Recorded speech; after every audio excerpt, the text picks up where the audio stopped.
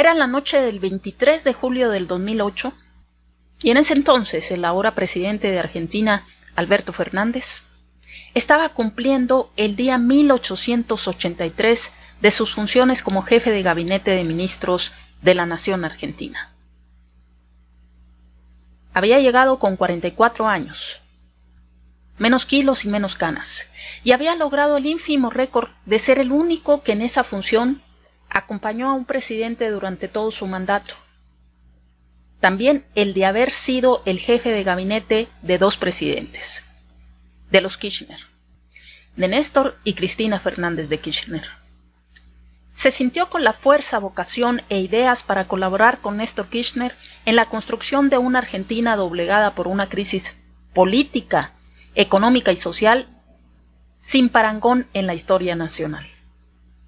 Fueron días en los que el grito "que se vayan todos" resonaba aún en los pueblos más alejados de Argentina. La desconfianza hacia la política y los políticos era constante. El descreimiento en el sistema judicial, fundado en la existencia de una Corte Suprema con mayoría automática, que invariablemente acompañaba al poder, minaba toda decisión institucional. Peor aún, los jerarcas militares culpables del terrorismo de Estado, que tuvo lugar entre 1976 y 1983, estaban cerca de materializar un plan que les garantizaba la impunidad por sus crímenes aberrantes. En aquel mayo de 2003, cuando asumieron las funciones, casi 6 de cada 10 argentinos eran pobres, y 1 de cada 4 no tenía un trabajo que le proporcionara el sustento para él y su familia. Argentina en default había dejado de cumplir sus obligaciones financieras con el mundo. Las reservas monetarias solo representaban 8.000 millones de dólares. La deuda externa de Argentina era el equivalente al 150% de su Producto Bruto Interno. 1883 días después, Argentina era distinta. Habían disminuido sensiblemente la pobreza y la desocupación. La deuda externa estaba regularizada y se había vuelto sostenible económicamente. Durante 5 años lograron que la economía creciera a un promedio del orden del 8% anual. Se renovó la Suprema Corte de Justicia, integrando en un proceso participativo y plural a juristas de calidades técnicas y morales intachables. Y además, refiere Alberto Fernández, pudieron romper el cerco de impunidad que los genocidas establecieron en torno a ellos. Había, claro está, muchas deudas pendientes, pero el balance era claramente positivo. El miércoles anterior a ese 23 de julio del 2008, es decir, el 16 de julio del 2008, se había desarrollado un extenuante debate en el Senado Nacional. Era la última jornada de una larga discusión parlamentaria que, en su conclusión, echó por tierra la propuesta del gobierno de aplicar derechos de exportación móviles sobre los granos.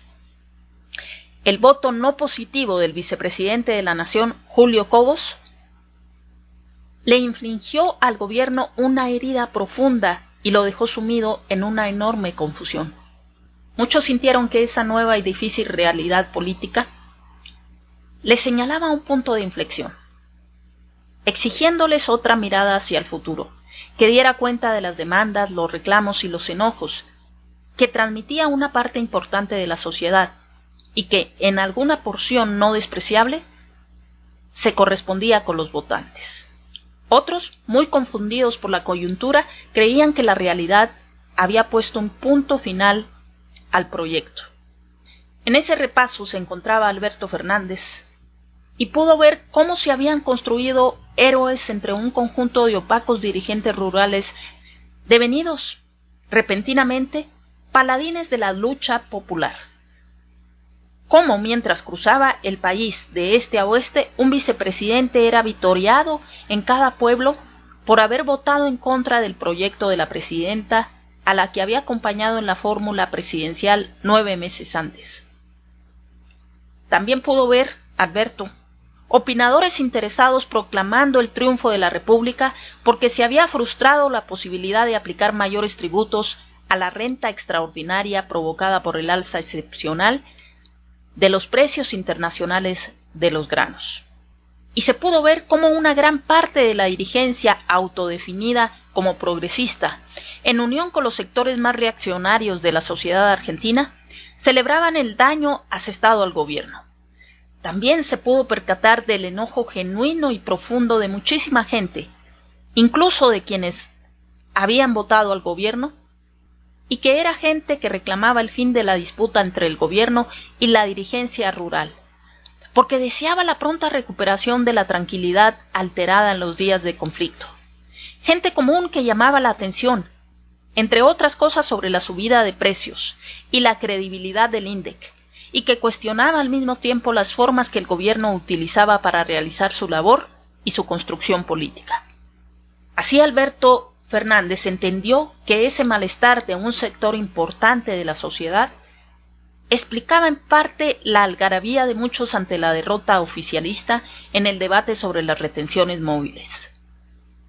No se trataba solo de una discusión sobre la imposición de derechos de exportación.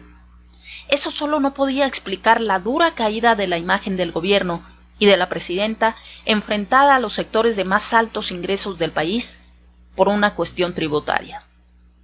Tampoco explicaba que quienes no eran alcanzados por esos tributos estuvieran en las calles, golpeando las cacerolas.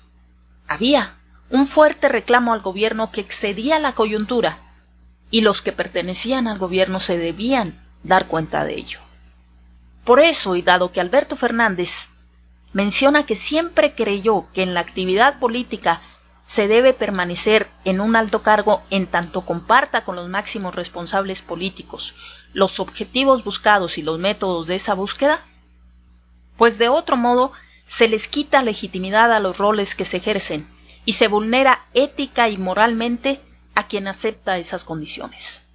Por ello, y por conciencia plena de las diferentes miradas sobre el momento que estaban viviendo, Alberto Fernández no creyó conveniente seguir adelante como jefe de gabinete, puesto que él estaba haciendo una lectura distinta de la presidenta, y al mismo tiempo tenía la convicción de que era necesario transitar un camino diferente del que se estaba transitando.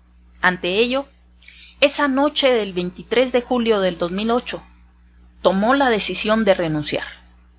Y entonces se dio cuenta que ya no existiría su día 1884 como jefe de gabinete de ministros. Y renunció teniendo la certeza de haber participado, acompañando a Néstor Kirchner, en la construcción de un país que en mucho se parecía al de sus sueños jóvenes, que lograron gran parte de aquello que se propusieron alcanzar, y que si no hicieron más, no fue por falta de ideales o de esfuerzo. Pusieron todo sin escatimar ni el cuerpo ni el alma, compromiso, ideas, convicción, coraje y pasión. También se cometieron errores,